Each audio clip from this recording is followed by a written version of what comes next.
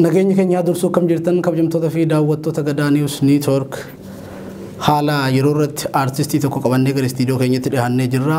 Artistiin keenya kan nuti qabannee dhiyaannes artist Shukrii Jamaalii jalqaba odoo xiyyeeffannaa marii keenyatti hin ce'in artist Shukrii yaamicha keenya kabajjee nu dhiyaachuu keetiif galata argadhuun sin jedha. Galatooma isinis naaf. Tole daawwattoota keenya akkuma beeknu torbeen kun torbee gaddaa torbee dukkanaa torbee Oromiyaan itti dukkanoofte torbee gaddaan liqimfamnedha jechuudha. Kunis ajjechaa suukanneessaa artistii keenya qaroo sabaa Hacaaluu Hundeessaa irratti raawwatamee fi hidhamuu hooggantoota siyaasaa Oromoo Jawaar Mohammadii fi Baqqalaa Garbaa dabalatee cufamuu Oromiyaa Miidiyaa Network kan biyya jiruutiin wal qabsiisee artist Shukrii Jamaal wajjin marii gabaabaa goonaa. Anis isa keessummeessuus wajjin kan ture Muhammad Fantaalleetii artist Shukrii asumaan kallattiidhaan gara gaaffii deebii keenyatti tarkaanfannaa jechuudha. Mee jalqaba irratti egaa artist Hacaaluu Hundeessaa har'a lubbuun hin jiru garuu seenaan isaa yoomuu bara baraan jiraata. Mee gaaffii jalqabaatiif artist Daadhii Galaan sirba waa'ee warra Mililik kana warra dhiittaa mirga namooma irratti hojjetaa turan warra bitagittoota irratti wallee jajjabaa hojjechaa ture ajjeefame. Itti aansuudhaan artist Hacaaluun waa'ee Shaggar waa'ee warra sirna nama nyaataa kana wallisaa ture innis immoo lubbuun dabre. Tibban immoo artist Shukrii Jamaalis immoo akkuma beekamu sirba waa'ee warra sirna nama nyaataa kana Mililik wallee kana hojjechaa turteetis jechuudha. Atis immoo aggaammin akkasirratti godhamu argaa turre mee garsittiin tarkaanfannaa jalqabaa gadda sitti dhagame ummata keetiif ibsiiti ergasii immoo keessa buunee marii bal'aa goona. Egaa dhugaa rabbii waa'ee Hacaaluu ibsuun hedduu ulfaata. Waa'ee Hacaaluu dubbachuun gartee ibsuun hedduu sitti ulfaata. Maaliif Hacaaluu jechuun nama gartee yeroo qabsoon Oromootuun akka laaffachuu taatu deebi'ee mudhii hidhee lafaa kaasuudha artiidhaan jechuudha. Yeroo hedduu jechuudha. Yeroo hedduu dhaloota qubee kana keessatti jechuudha. Hojiin inni hojjetu yoo ilaalte Hacaaluu jechuun gartee motora qabsoo Oromoo yeroo ammaa gartee gara artiitiin hojjetaa jiran keessaa Hacaaluun kan hangafa kan jalqabaatee dhiyaataa jenereeshinii ammaa keessaa. Kanaaf Hacaaluu ibsuudhaaf dhugaa rabbii siimaan jechatu hanqata. Gartee wareega gartee Hacaaluun itti wareegame kan ammoo nu gartee dhaloonni amma jiru kun akka galmaan geennu shakkii takka hin qabnu. Kanaaf waa'ee Hacaaluu akkatti ibsu hedduu natti ulfaata dhugaa rabbii Muhammad. Tole mee itti aansuudhaan waa'ee ajjeefamuu artist Hacaaluu Hundeessaatiin wal qabatee mootummaan amma jiru kun qabsoon Oromoo waggoota 5 dabran kana kallattiidhaan aartii fi miidiyaa irratti miidiyaa gaafa jiru miidiyaa elektirooniksii fi miidiyaa marsaalee hawaasummaa irratti ijaaramte jechuu dandeenya jechuudha. Amma xiyyeeffannaan jiru artistoota Oromoo biyya keessa jirtus doorsisanii fixanii yookaan sodaachisanii qabsoo Oromoo duubatti deebisuudha. Kanaaf hooggantoota Oromootis wanni hidhaniif jechuudha. Mee aartiin Oromoo doorsisaan duubatti hin deebi'a jettee yaaddaa? Qabsoon Oromoo gartee soo doorsisaan kan duubatti deebi'u yookaan ajjechaadhaan kan duubatti deebi'u taate akkuma hayyoonni keenya yeroo hundarra deddeebi'anii dubbatan ammaa miti durirraa eegala ture durirraa gartee eebbisa addunyaa durarraa eegalii eebbisa addunyaatti dabalii akka wallistootaatti jechuudha. Eegasii Daadhii Galaanfaatti dabalii Usmaayyuu Mustaatti dabalii akkasuma Hacaaluu Hundeessaas sila gartee gaafas dur dhaabatti ture jechuudha. Qabsoon Oromoo inumaa wanti kunneen daran gartee humna tahanii fi qabsoo Oromoo akka haaraatti inumaa lafaa kaasan argita. Kanaaf waan duubatti deebisuu miti kun inumaa daran duratti waan oofaa turedha. Ammas ammoo waanuma daran qabsoo Oromoo gara xumuraatti oofu malee waan qabsoo Oromoo duubatti deebisuu miti. Fakkeenya yoo kaaftee amma Hacaaluu kana dhiyeenya kana akkuma ilaallu qabsoon Oromoo akkuma gartee deemaa dhuftetti hijaak taatee turte akkaataan jiru xiqqoo akka lallaafatu akka gartee xiqqoo fi uummanni Oromoo sababaa dhaabaatiin xiqqoo wannoo ta'u ta'ee ture.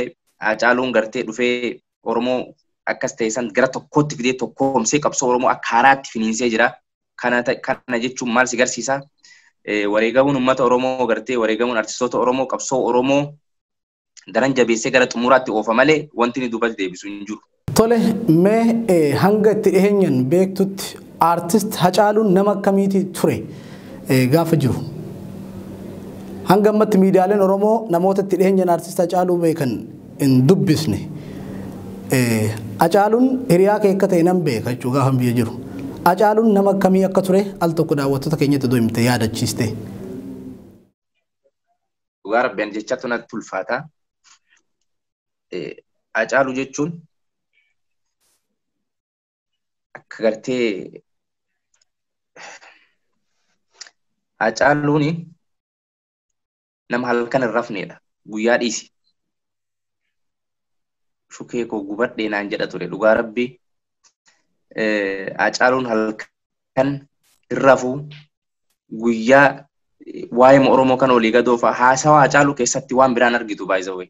Haasawaa Hacaaluu keessatti waa'ee Oromootiin ala waan biraa takka illee argitu haasawaa Hacaaluu keessatti. Gochi inni godhu, adeemsi inni deemu, wanti hundi waan Oromummaa irratti waan Oromiyaa irratti xiyyeeffateen ala wannummaan Hacaaluun Hundeessaa godhu hin jiru. Hacaaluu Hundeessaa jechuun walitti qabaa kenna ture jechuu dandeetta. Gartee onnachiisaa kenna ture jechuu dandeetta. Maal sinaa jedhu nuuf Hacaaluu jechuun enerjii guddaa ture jechuudha. Humna guddaa ture. Wanti Hacaaluu irraa baranne nu akka artiistii tokkootti Oromummaaf kennu. Oromummaaf hojjetanii wareegamuu. Hacaaluun dhugaa Rabbii ani Hacaaluun Oromiyaan bilisoomtee arguu dhabuu isaatti gaddullee garuu Hacaaluun ammas hin duune hin jira. Gartee waa'ee Hacaaluu wannan Maamad wannan irra deddeebi'ee waa'ee Hacaaluu si himuu danda'u tokko hin jiru. Dhugaa Rabbii hedduu natti ulfaata. Tole mee akkuma yaadannu Hacaaluun torban tokko ajjeefamuu isaatiin dura Oromiyaa Miidiyaa Niitwoork irratti dhihaatee waan dubbate qaba. Achi keessaa sirba kanaan dura maalan jira jedhee hojjetee itti aansee immoo jirra hojjetee amma immoo eessa jirra wallee jiru qabadheetiin dhufaa jira jedhee dubbatee ture jechuudha Hacaaluun. Mee amma kanaan wal qabsiisee odeeffannoon biyya keessa jiru yeroo ammaa mootummaan Itoophiyaa artistoota Oromoo doorsisuu cimsee itti fufee jira. Hidhuu ijoollee hedduu doorsisaa jira. Istiidiyoollee sodaachisaa jira waan jedhamutu dhagahamaa jira jechuudha. Mee odeeffannoo kanarratti maal qabdaa? Ajjeefamuu Hacaaluu booda immoo wanni ati quba qabdu jira gama kanaan. Walleen kun immoo akkamitti gurra uummataa gahuu dandeettee yaadda? Oromoon maal gochuu qabu waan jedhu wal qabsiisiti ibsanuudhaan. Yeroo ammaa artistoota irratti gartee doorsisa guddaa godhaa jiranii ani wallistoota wajjin walitti dhiyeenyas wallistoota hin wajjin hedduu qaba. Even wallistoota teennaan yoo baatanii miidiyaa OMN irratti ka dubbantan taate aga tarkaanfiin isinirra fudhatamu ga'uun malaaga jedhaniin takkatti hunda afaan baafatanii ammatti dubbatan takkatti ga'ee jira. Wallistoota sirba qabsoo istiidiyootti hojjetaa jiranis bilbilanii hamma sodaachisuu fi istiidiyoodhaan wallee barraaqsaa hojjetaa jiran gartee sodaachisuu even akka dhagaa jirutti numa istiidiyoodhaan wallee Hacaaluu dalagaa jiran irratti doorsa guddaa akka godhaa jiranidha. Wallistoonni akkasuma taaziyaa gartee boo'icha gahuudhaaf Amboo deemaa turanii. Wallistoota sanillee naannoo Ashwaameedaatti wallistoota sanis karaa deebisanii jiranii doorsisa hamaatu wallistoota irra jira. Akka gartee wallistoota tokko tokko immoo sodaachisanii miidiyaatti baasanii waan hin taane dookumantarii dubbisiisuudhaaf deemaa jiranillee quba qabna. Akka ijoollee wallistoota teennanatti himaa jirtutti dookumantariin dalagamaa jirullee dookumantarii sobaa gartee dookumantarii sodaachisuudhaan afmuuzitti qabuudhaan gartee hojjetamaa jirudha. Kuni waan hedduu gartee waan fokkataa waan isaan hin baafne gartee waan diraamaa akkanaa kana yaaluun gartee waan gartee dur wayyaaneen hojjetaa turte siigalee guddisa isaaniitii isaanirraa dhaalanii sanuma itti deemaa jiranii gara wallistootaati wanni isin jedhu kanuma jechuudha. Keessattuu wannan jechuu barbaadu wallistoota keessaa nama bakka buufatanii deemaa jiran. Wallistoota bakka bu'anii warra wallistoota sodaachisaa jiran wallistootuma taatanii wallisaa ta'e dhugaa rabbi yoo amma irraa hin deebiin gartee isiniifis gaarii miti seenaa keessantu badaa dhiiga Hacaaluus lafatti hin balleessinaa dhiiga ilmaan Oromoo lafatti jigaa jirutti lafatti hin balleessinaa irraa deebi'aa isiniin jedha jechuudha. Kana wanni gorsan wallistootaaf qabu jechuudha. Tole amma wanni guddaan mee artist qaroo sabaa artist Hacaaluu Hundeessaa har'a lubbuun hin jiru.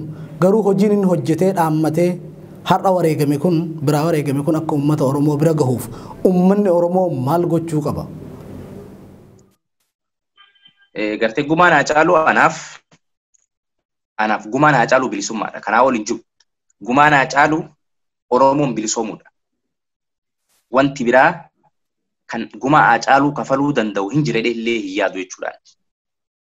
Kanaaf uummanni Oromoo bakka jiru harka wal qabatee bakka jiru tokkoomee akka amma tokkummaa isaa cimsee deemaa jiru kanatti Hacaaluun gartee duuti Hacaaluu Oromoo tokkoomsee jira. Gartee du'a Hacaaluu kana gartee dhiiga Hacaaluu kan akka lafatti hin banne galmaan gahuudhaaf uummanni Oromoo tattaafachuu qaba, hojjetuu qaba. Kaabaa kibbaa gartee baadiyaan biyya alaatiif biyya keessaa irratti hojjetee gara bilisummaa xumura qabsoo kenna gartee xumura itti godhuudhaaf hojjetuu qabaa jedhaan gama kiyyaa. Tole ulfaadhu mee kanumaa wal qabsiisee wayin si yaadachiisa. Akkuma tuu kaaste jalqabarraa artistoonni Oromoodhaa baroota dheeroo dura aartiidhaan sagalee isaaniitiin qabsoo Oromoodhaa sossoosaa turan. Akkasumatti karaa qabsoo irratti warri wareegame kakka Usmaayyoo Muusaa, kakka Jireenyaa Ayyaana, kakka Hacaaluu Hundeessaatti isaan dabalatee kan akka Daadhii Galaan namoota hedduutu lubbuutti dhabe jechuudha warri akka Abdi Qopheefaan. Mee amma warri akka Ayyuub Abubakar, warri akka Abubakar Muusaa aartii Oromoodhaa walirraa walitti daddabarsaati sadarkaa irraa kanarraan gahanii jechuudha. Amma mootummaan kun wanni adda godhu wanni nama gubu erga bara duuti eebbisaa addunyaatii fi duuti Hacaaluu Hundeessaa maaliin garaagarummaa qabaatti jetteeti yaadda. Bara gaafa eebbisaa addunyaa ajjeesanii lafarra harkisan Oromoon boo'ituma hanga danda'u falmatee qabsoo dhaloota dhaalchisee gabrummaa san jalaan baane. Har'a garuu qeerroo 5,000 ol dhiigatti gabbaree Oromoon jijjiirama fide san goobantoonni deebifattee gaafa aartii Oromoo fi miidiyaa Oromoo jaamsuu irratti qabsoo Oromoo of duba deebisuu irratti riivoluushinii Oromoo guutuu haayijaak gochuu irratti gaafa isaan dabran maaltu sitti dhagama? Kuni qabsoo Oromoo quucarsuun bara baraan Oromoon hoo maal ta'e keessaa bahuu danda'a jettee yaadda akka artistii tokkotti? Garaagarummaan duuti eebbisaatii fi Hacaaluu qabu wanti tokko isaan godhu Oromummaa isaaniitii fi Oromiyaadhaaf gartee qabsoo Oromoo irratti wareegamuudha. Garuu wanni adda godhu eebbisaan addunyaa akka nama tokkotti Oromummaa isaa waan itti dhagame artiidhaan ibsuu isaatti akka nama tokkotti isa ajjeesan. Hacaaluu Hundeessaa garuu sababa godhatanii gartee Hacaaluun sababa malee Hacaaluu qofarratti waan xiyyeeffatee miti jechuudha. Hacaaluun ajjeefamuun karaa hooggantoota Oromoo ittiin argatan, karaa Jawaar Mohaammed harka isaanii ittiin galfatan, karaa Baqqalaa Garbaa harka ittiin galfatan, karaa gartee qabsoo Oromoo ittiin dhaamsanidha jechuudha. Karaan isaan Hacaaluu waa hedduudhaaf itti fayyadaman jechuudha Hacaaluu irratti. Kuni waan ifa jiru.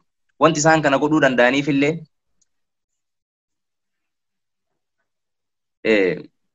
tokkoffaa Hacaaluun siidaa Minilikiin falmuun isaaniin falmuun mata dhukkubbii itti ta'ee jira beekamaadha. Mootummaan kun ammoo sirna nafxanyaa kufe deebisuudhaaf mootummaa deemaa jiru keessaa tokko akkuma jirutti ta'ee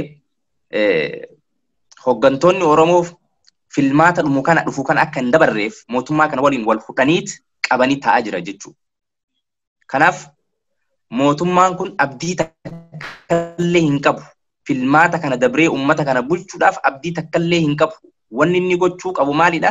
Sababa Hacaaluu godhatee hooggantoota Oromoo kana yoo mana hidhaatti isaan galche filmaanni kunis hin dheerata. Maaliif waa hedduu yaade korona sababa godhate gartee milkoofnee fi qabsaa'onni Oromoo gartee hooggantoonni Oromoo duubatti jalaan deebinee fi dhaabni biyyattii san keessa jiru gartee amma mana murtiitti mana hidhaatti argaman kunneen duubatti jalaa hin deebine gartee filmaana kana dabarsee uummata kan akka fedhetti waan fedhetti fe'ee jiraachisuudhaaf sirna nafxanyaa san gartee deebisee kan boolla seene san deebisee dhaabuudhaaf uummanni kun isaaf gartee wannoo ta'uu qaban jechuudha.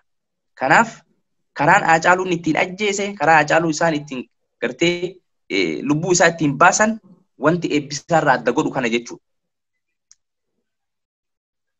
Eebbisaa addunyaa sagalee uummata Oromoo dhoksuudhaaf ajjeesan dhugaadha. Haacaaluus akkasi. Garuu Haacaaluu waa hedduudhaaf bakka takkatti waa hedduudhaaf itti fayyadamuun isaanii hedduu daran nama gaddisiisa jechuudha. Hedduu daran nama guballeedha jechuudha. Kana wanni an gartee akka naa galeetti fi akka nu hubadhetti kun waan ifa jiru jechuudha. Haacaaluu wanni itti wareegamuu danda'een sababa baasan jechuudha. Tole mee amma gara keessatti deebi'a.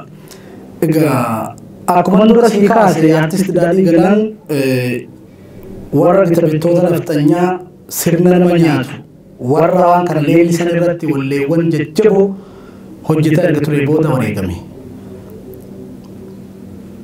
Haacaaluunis har'a guyyaa lakkaatanii itti deebi'anii ajjeesan jechuu galaafatan. Tibbana ajjecha artist Haacaaluutiin wal qabatee mormiin biyyoota alaa keessatti hiriirri garaagaraa kallattii adda addaatiin geggeeffamaa ture. San keessaa isin immoo Londanitti argamu waan jiraatuufuu siidaan Haayila Sillaasee magaalaa London keessa dhaabbate. Buqqa'ee jechuun mormii kanaanii buqqistan.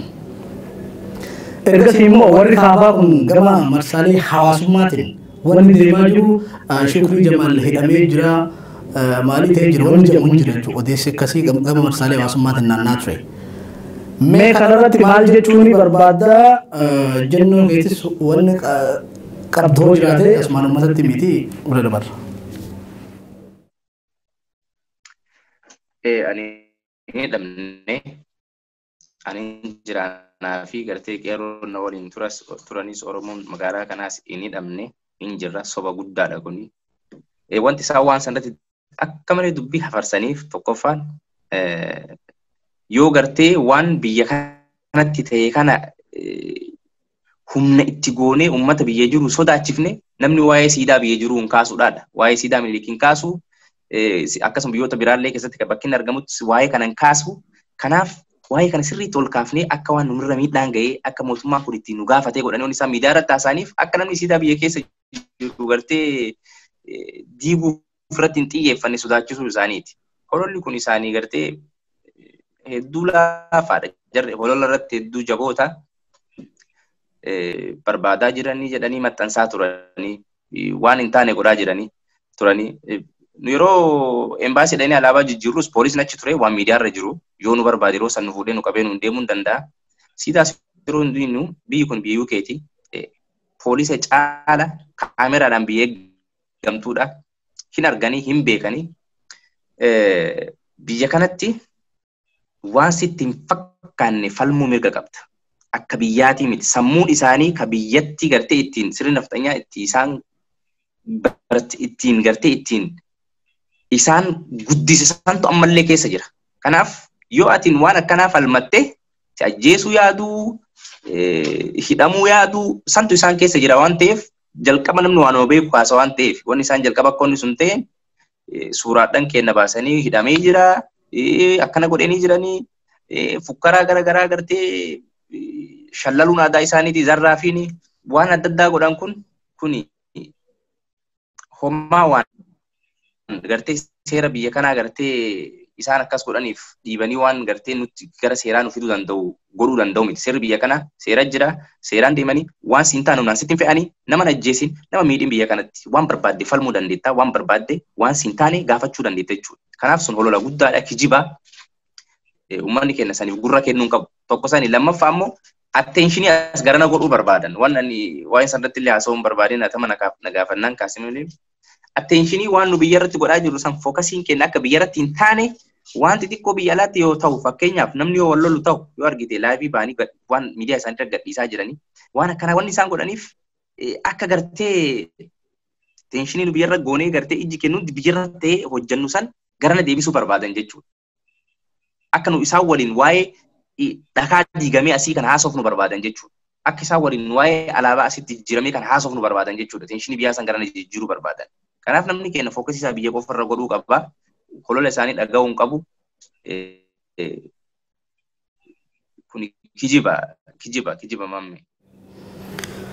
Tole shukrisha mee itti aansuudhaan amma immoo tokko wanni si kaasuu barbaadu. Sagalee uummata Oromoo ta'uun waggaa 5 kana dhawwaaqee uummata Oromoo dammaysuu keessatti qooda guddaa kan qabu Oromiyaa Miidiyaa Neetwork dameen Finfinnee jiru guutumaan guutuutti cufamee jira jechuudha. Kanas mootummaa abbaa irree biyya san bulchutu godhee jechuudha. Hoggantoonni siyaasaa xiinxalaa siyaasaa Jawaar Mohaammed Baqqalaa Garbaa dabalatee guutuun isaanii mana hidhatti argamu. Mee asirratti maal dubbatta? Mootummaan kun jabaa Oromoo hidhee miidiyaa Oromoo cufee artistoota Oromoo ajjeesee warra hafan doorsisee qabsoo Oromoo duubatti deebisuudhaaf wanni inni godhin hin jiru. Mee shukriin akka artistii tokkotti har'a Oromoon Jawaar Mohaammed fakkeenya fudhachuu hin dandeenya jechuudha. Har'a jara kana sadarkaa har'arraan gahuudhaaf oppodiyoo kaleessaa xirooftuu san urgeessee jalqaba uummatatti haga isiin dhuftee 4 kiiloo seentutti goobantoonni sun jechuudha. Warra kalee qabsoo hooggananii qabsoo warraaqsaa godhanii TPLF bakka isiin irraa dhuftetti galche har'a mana hidhatti gaafa galchan maaltu sitti dhagama? Maal jechuu barbaadda asirratti? Kana gartee akka inni jechaa ture gantuu ta'uu isaanii agarsiisa. Isaan warra qabsoo Oromoo ganiidha akka inni jechaa ture jechuudha. Isoo beekanii Jawaar dhugaa rabbii hammuma isaan 4 kiiloo seenanii boqotanii gartee waan dalagataa jiran kana dalaganiyyuu sababaa isaanii hunda jechitti darbamaa ture hedduudha akkuma beeknutti jechuudha. Oromoon silaa akki Oromoo yaadulleen akka biraa ture akka inni yaadu. Hoggantoota keenya dhaga'uun ammoo gartee gara amma deeman OPDO harka micciirree gara sirrii finne inni jedhee deemisan uummanni Oromoo jala deemuun silaa kun qofti uummata garas isaanii fiduun isaa kun qofti isaanii galata guddaa ture galata Jawaar ture si galee isaan qamashee ka tolchee yeroo ammaatti jechuun akka isaan irraa tolchee jechuu kiyya siyaasa isaanii akka uummanni yeroo sanitti isaan fudhatu ka godhe Jawaar Mohaammed waan ifa jiru jechuudha. Har'a deebi'anii isaan san godhuun ammoo gantuu ta'uu isaan agarsiisaa wanni biraan jiru. Tokko sanii lammaffaa ammoo qabsoo Oromoo yeroo dhumaatiif gara gartee bilisummaa Oromoon ifii murteeffatu ifii qabeenyi isii filate abbaa ta'u aadaa ifii mul'ifatu afaan ofiitiin haasawu gara gartee qulqulluu bilisummaa qulqulluu sanitti akka nu deemnu nu godha malee wanni isaan godhan kun duubatti nu deebisu. Jawaar Mohaammed hidhamu jechuun Baqqalaa Garbaa hoggantoonni Oromoo hidhamu jechuun by the way Jawaar Mohaammed waan sila ammallee so'ala jiraate jedhee jira. Uummata Oromootiif ummanni Oromoo kana hordofuun waan inni gochaa ture san hordofuu qofaan diina kana karaarraa qabuu ni danda'a. Diina kana gartee qulqulleessuu ni danda'a jechuudha. Isaan itti fakkaate. Jawaar Mohaammed jechuun inni uummata Oromoo guutuu keessa jira. Ummanni Oromoo Jawaariin ummanni Oromoo guutuun Jawaar lammaffaa ta'ee jira. Ummanni Oromoo guutuun siyaasa Jawaar siyaasa hoggantoota Oromoo dhugeet onnee keessaa qaba. Kanaaf isa hidhuu jechuun gowwummaa isaaniiti. Jawaar jechuun Jawaar ummata miliyoona 50 jechuudha. Ummata miliyoona 50 jiru onnee keessa jira. Siyaasni isaa ummata Oromoo guutuutu haffazee gartee qabatee onnee fi keessaa qaba. San hojiirra oolchuudha jechuudha. Ummanni Oromoo hundi daa'ima tokko irra fuutee siyaasa Oromoo gaafattee waan amma gartee hoggantoonni Oromoo si dubbattee irra si kaa'uu dandeettu gadi wanni inni godhu hin jiru. Wanni sanii gadi sitti himu hin jiru. Maaliif bilcheessanii jiran qabsoo Oromoo kana bilcheessanii sadarkaa gartee hundinuu ummanni Oromoo itti hubannoo argaturraan ga'anii jiran.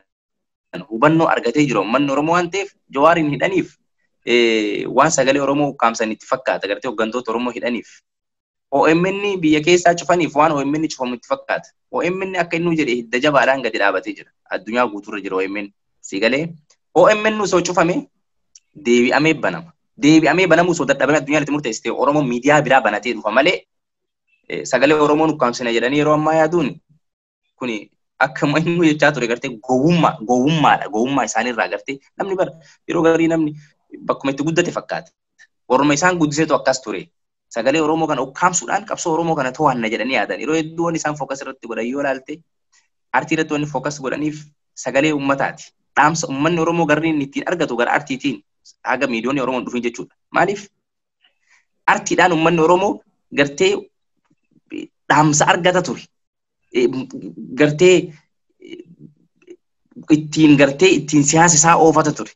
Eega miidiyaadhaan Oromoo gartee akka OMN miidiyaan hedduu nama miidiyaa gartee FBNis qabsoo Oromoo keessatti waan guddaa godhe kunneen dhufe ammoo miidiyaa irratti illee xiyyeeffatanii miidiyaa kanallee dabalanii dhaamsuudhaaf yeroo hedduu wayyaaniin siyaalaa turte hin milkoofneef ammallee hin milkaa'uuf jechuudha. Kanaaf hidhuu fi ajjeesuun irra deebi'uu natti hin ta'ini qabsoo Oromoo duubatti deebisuu dhiisiiti.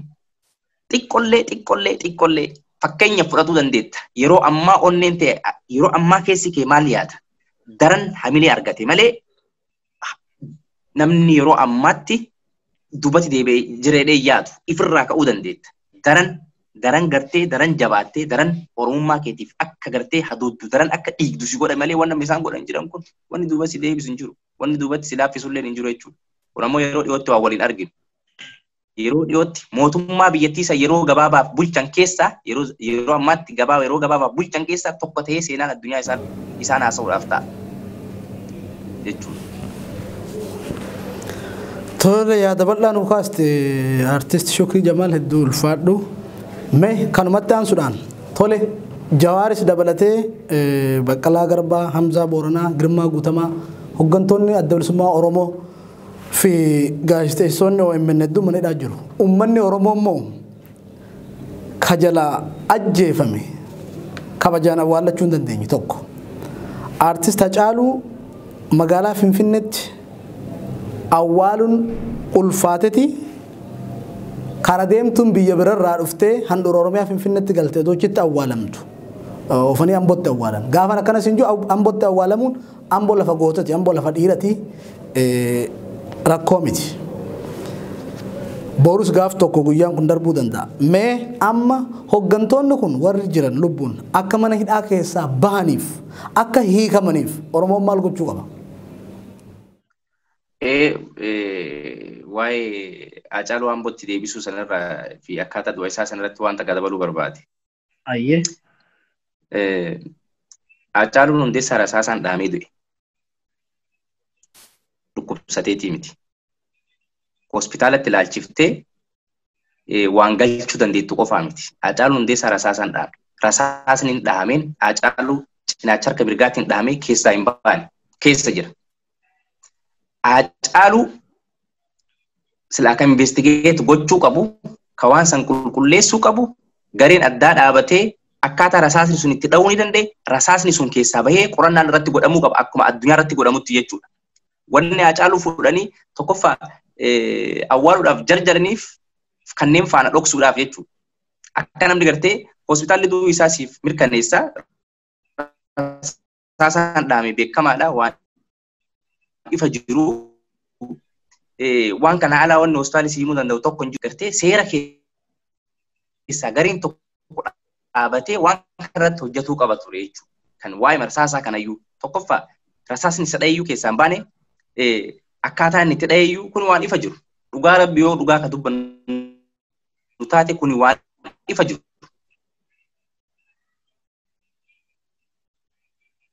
Hacaaluu Hundeessaa gara harka mirgaatiin dhahame. Akka dhageenyutti nama lama ka afaan Oromoo dubbatutu hulaa banee gara harka waan waliin fakkaanne jechuudha. Tokkoffaa rasaasni dhahameen suniyyuu akka warri keessa beeku himutti rasaasni dhahameen suniyyuu rasaasa marziiti. Rasaasa jechuun gartee akkasitti sagalee hedduu hin qabne sagalee fagoos deemuu hin dandeenye bira taa'amee Hacaaluun bira taa'amee dhahame waan konkolaataa keessatti godhame malee wanni alaa dhufee godhame takka illee hin jedhee yaadu tokkoffaa. Lammaffaa immoo afaan Oromoo haasaa turanii jedhan. Sigalee akka diraamaa wannoo ta'e jechuudha. Hacaaluutti bilbilameet doorsisni irratti godhamaa ture jedhan. Ifii isaaniitii irratti doorsisa godhaa turan awwala diraamaa qopheeffataa jiran kanaan beekta. Doorsisa godhanii yoo ta'es afaan Oromootiin doorsisni godhamaa tures maal Abiyyi Ahmadis bara afaan Oromoo dubbata bara. Akkasiimi. Doorsisni godhamaa ture. Ifii isaaniitii godhaa turanii ifii isaaniitis riikard godhachuu danda'an. Wanni isaan akka dookumentariitti qopheeffachuu danda'an jiran jechuudha. Ifii isaaniitii bilbilan ifii isaaniitis riikard gochuu danda'an. Waan isaan jechaa turan jechuudha. Akka gartee waan biraatti amma fannisuuf fiigan kanaa miti.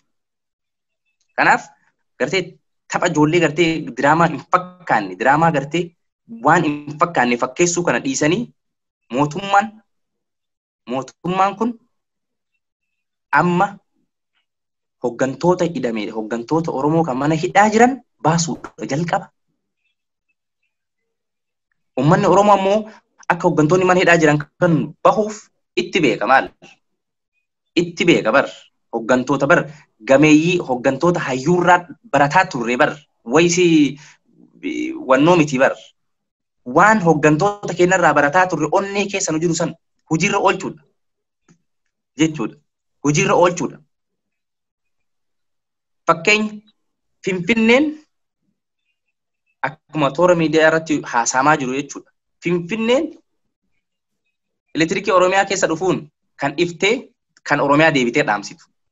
Bishaan Oromiyaa keessaa dhufuun if qulqulleessee deebitee kan Oromiyaa dhiigaan xureessitu.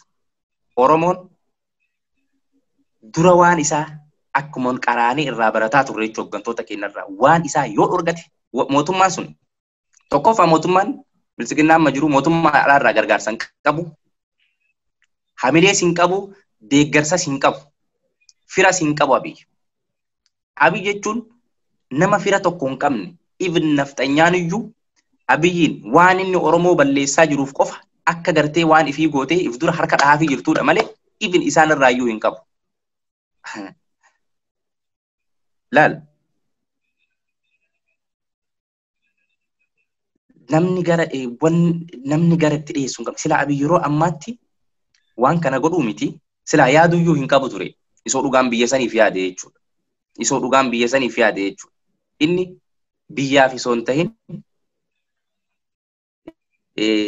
nugusummaa gartee faarsaa oolu isaa 24 dubbatu san tursiifatuudhaaf nugusummaa san gartee mirkaneeffatuudhaaf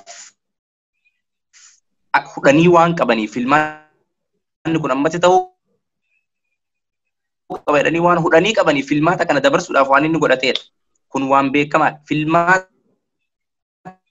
kun uummata Oromoo waraanaan ukkaamsuun gartee kun daran isatti saffisiisa malee akka inni gartee akka inni waan akka sirni sun jijjiiramu saffisiisa malee waan inni irraa hir'isu hin jiru jechuudha. Kanaaf hoggantoota Oromoo haa gadhiisisu. Uummanni Oromoo isaa hoggantoonni isaa gadhiifamutti gartee manatti galee taa'uun qabu. Uummanni Oromoos waan danda'utti waan nutti himnu miti. Uummanni biyyaa nurra beeka. Uummanni biyyaa nurra hamilee qaba. Gartee uummanni nu hin godha waanuma ammatti arginu jechuudha. Eena kanatti arginudha. Tole mee asumaanin uf duba si deebisa xumuruu keenya dura mee sii kaaseen ture sirbi artist Hacaaluu Hundeessaa amma istiidiyoo jiru kun Oromoon hoomaal godhe Hacaaluu seenaan isaa bara baraan hin jiraata garuu Oromoon hoomaal godhe sirbi Hacaaluu kun gurra uummata Oromoo gahuu danda'a erga doorsimni akkuma amma odeeffannoo qabduun doorsimni istiidiyoo sanarratti godhamaa jiraate artistoota Oromoo afamuuziidhaan doorsisanii sodaachisanii qawweedhaan dookumentarii dharaa hojjechiisuu jalqabanii Oromoon maal gochuu qaba yookaan artistoonni Oromoo tiif maal dhaamta waan jiru gabaabsitee dhaamsa kee akka dabarfattu barbaada.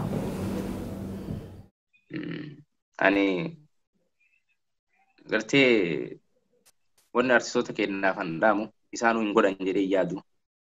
Ammas doorsisni namaan irraa haa jiraatu malee hin godhan jedhee yaadu. Yoo godhan gartee warri amma tokko tokko kan artistoota bakka bu'ee gara mootummaa goree hojjetaa jiru akka dhageenyutti wanni isaan yaadan sun hin milkaa'uu fi artistoonni hin gootuu fi ani wanni isaaniin jedhu tokko jiraate. dhugaa rabbii isin dhiiga Hacaaluu lafatti balleessitan burkeessantu waan isinirraa hin oolle isin mataa keessanitti dhufa. Abiy jechuun bilisiginnaa jechuun nama ummata isaan filate ganeedhaadha. Abbaa fedheefis ummata hin taaneedhaadha. Abbaa fedheefis nama hin taaneedha. Isaan jala deemaniifis nama isaan gartee isaanirraa wannoo argatanii miti.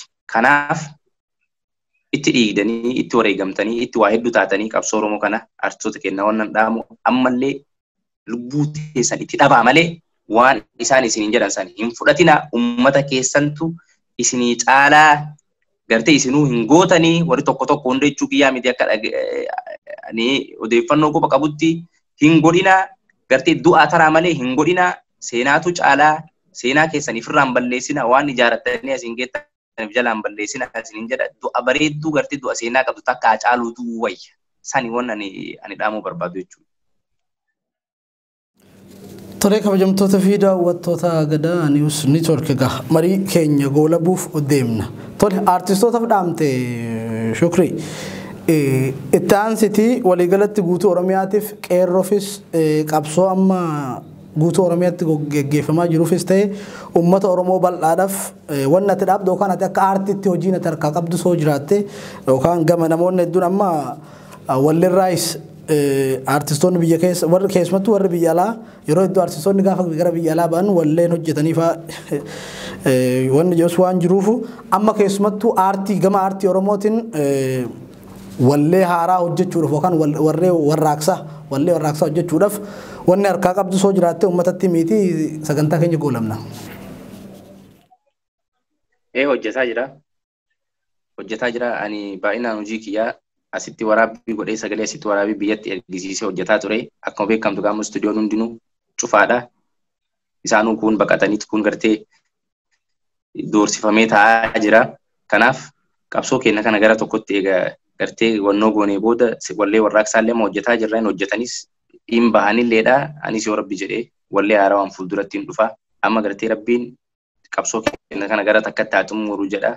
Lammii koo jabaadha. Bakka jirtanii jabaadha. Yeroo hunda booyuun nu haa gayu an kanuma dhaama jechuudha Muhammad. Tole artist Shukrii Jamaal bakka jirturraa sa'aatii kee wareegdee sa'aatii kee aarsaa gootee uummata keetiif yaada odeeffannoo qabdu dhuftee dabarfachuu keetiif maqaa daawwattoota Gadaa News Networkitiin hedduu ulfaadhu galatoomin siin jedhamu. Galatooma isinis kabajaniin affeeru keessaniif ulfaadhaa isin jedha. Tole kabajamtoota fi daawwattoota Gadaa News Network egaa artist Shukrii Jamaal wajjin mariin gabaaban goone kanan gammaatti daawwachaa turtanidha. Anis isa keessummeessuudhaan wajjin kan ture Muhammad Fantaalleeti. Gama gummaa kaameraa fi gulaalli suur sagaatiin Abdii Jamaaltu nu wajjin ture. Egaa artist Hacaaluun har'a lubbuun jiraatu baatus seenan isaa bara baraan onnee uummata bal'aa onnee uummata miliyoona 60 keessa jiraata. Qabsaan ni kufaa. Qabsoon itti fufaa qophiileen Gadaa News Network kan birootti fufuu fayyada.